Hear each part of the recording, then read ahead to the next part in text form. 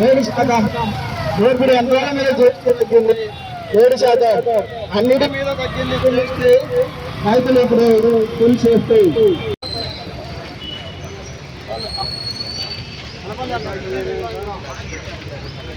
వచ్చిన వాళ్ళము ప్రతి ఒక్కరు కూడా జిఎస్టీ తగ్గింది, ప్రతి వస్తువు మనం కొనే వస్తువు ప్రతి దాని మీద కూడా తగ్గింది. కాబట్టి ఈ తగ్గిన ధర ప్రకారము మీరు మార్కెట్లో కొనుగోలు చేయాల్సిందిగా కోరుతూ, మరి ఏదైనా కూడా ఇంకా కొంతమంది పాత డీలర్లు పాత రేట్లకే వేస్తూ ఉండబడినా లేదా జిఎస్టీ తగ్గింది, జిఎస్టీని మాకు దీంట్లో తగ్గించి మీరు కొనుక్కోండి అని చెప్పేట్టుగా మనం అందరం